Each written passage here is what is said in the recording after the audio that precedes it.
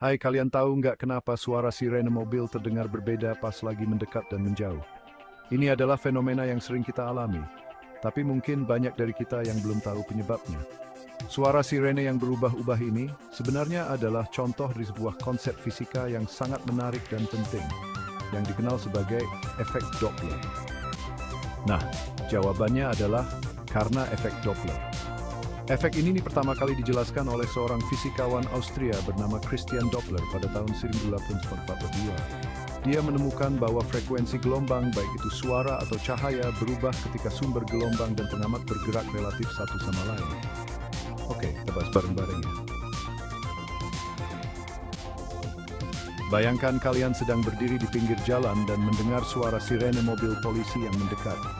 Suara sirene itu terdengar semakin tinggi saat mobil mendekat dan kemudian semakin rendah saat mobil menjauh. Ini adalah contoh klasik dari efek Doppler dalam kehidupan sehari-hari.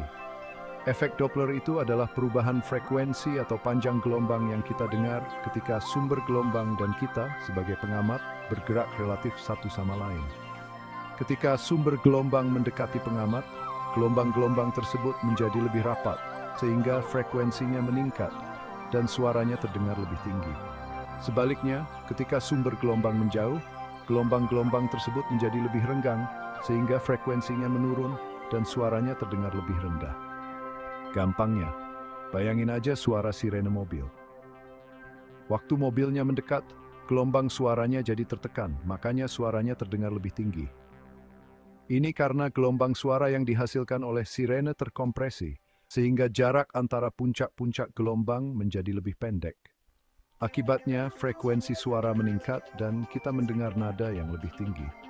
Nah, pas mobilnya menjauh, gelombang suaranya jadi meregang, makanya suaranya terdengar lebih rendah. Ketika mobil bergerak menjauh, gelombang suara yang dihasilkan oleh sirene menjadi lebih renggang, sehingga jarak antara puncak-puncak gelombang menjadi lebih panjang. Akibatnya, frekuensi suara menurun dan kita mendengar nada yang lebih rendah. Sekarang, gimana kalau sama cahaya? Efek Doppler tidak hanya berlaku untuk gelombang suara, tetapi juga untuk gelombang cahaya. Ini sangat penting dalam astronomi, di mana para ilmuwan menggunakan efek Doppler untuk mempelajari pergerakan bintang dan galaksi. Bintang yang lagi mendekat ke kita itu, cahayanya kelihatan lebih biru, kita sebut blue shift. Ketika bintang atau galaksi mendekati kita, panjang gelombang cahaya yang dipancarkan menjadi lebih pendek, sehingga cahayanya bergeser ke arah spektrum biru. Ini adalah tanda bahwa objek tersebut sedang bergerak mendekati kita. Kalau bintangnya lagi menjauh, cahayanya kelihatan lebih merah atau redshift. Sebaliknya, ketika bintang atau galaksi menjauh dari kita, panjang gelombang cahayanya menjadi lebih panjang, sehingga cahayanya bergeser ke arah spektrum merah. Ini adalah tanda bahwa objek tersebut sedang bergerak menjauh dari kita.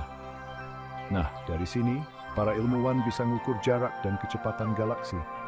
Dengan mengamati pergeseran warna cahaya dari bintang dan galaksi, para astronom dapat menentukan seberapa cepat objek-objek tersebut bergerak dan seberapa jauh jaraknya dari kita.